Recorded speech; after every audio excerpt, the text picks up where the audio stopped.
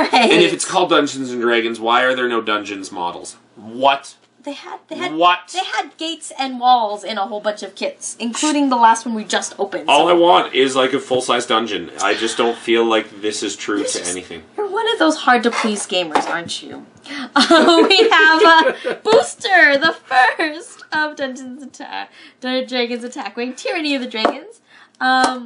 Here we are with the Druid. I'm going to pull him out. Or at least I think he's a Druid because he's wearing green. He's wearing green.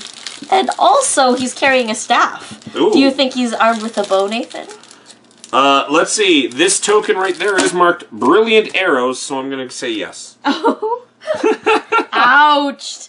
Ouch. Dragonfly the Grey, Wood Elf Druid. Why is he called the Grey when his hair is brown? Bow, ranged, 3, Shaklam. That's right. I don't think anyone at WizKids knows what a bow looks like. I'm sure there's got to be staff in there somewhere. I mean, maybe they know. Staff of the Woodlands. There we go. He can equip a staff of the Woodlands. He can equip a staff. The bow is just hidden. Okay, I haven't read any of these cards. I'm just reading the names. Why would you when you could choose bear form? Bear form. You know how like that big thing going on the internet where it's just like always be Batman, always be a bear. Always, yeah. That's because you actually roleplay a druid. In our D&D D&D game, yes, I happen to play a druid. What's it to you? I'm just saying. Okay.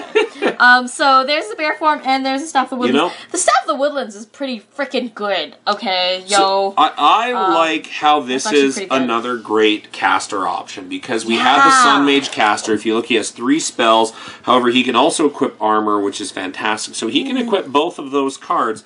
And then you get 4 very druid-sounding spells. Control Weather, Call Lightning, Bark Skin, and Entangle. Okay, Entangle, my druid actually knows, so I mean, I got to. I took a couple things, because this is...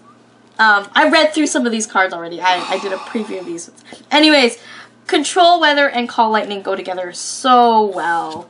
They go together so well. Basically, Control Weather, these 2 abilities really remind me of how this druid becomes Storm. And basically, to control whether you have this like ability, it's a burst ability, and you put it down on the table, and essentially the models that are in the air, they all land, first of all. And then you can then cast your Call Lightning, and if you fit it within your Control Weather thing, you do more damage, which is like, it's just awesome. I don't know. I'm a fan of these 2 together.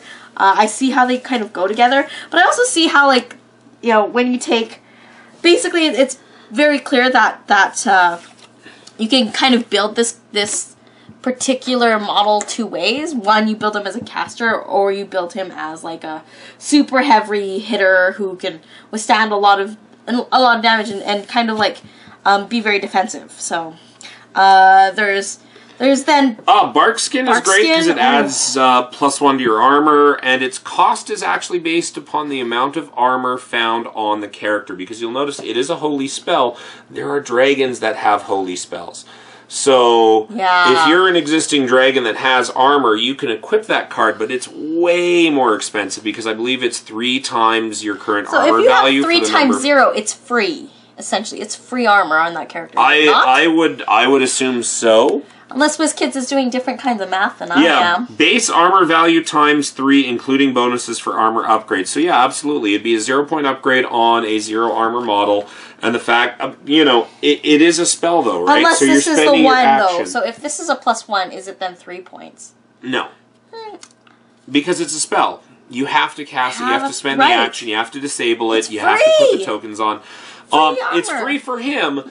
But like I said, if you wanted to put it on a dragon that already has armor too, you're now paying 6 points for it. Is it worth it? Hell yes. A 3-armor dragon? Hell yes. So, and we have Entangle over there, which is very defensive, very awesome, very powerful as well, right? Because you basically limit everything around you in their movement. And I know I harp about this a lot when I talk about how, when we play Attack Wing, whether it's Star Trek or D&D, it isn't just a deck building game, it is a general's game, and what you do on the table matters. Movement matters, essentially. So, well, I mean, we saw that with the sleep breath from the other dragon. I mean, you could have the best fleet in the world, Yeah. the best army force, but if I put your queen to sleep, good game. Good game, right? You know. Like it's you know, so yeah, and I almost feel like because of the way that things stack, and because of the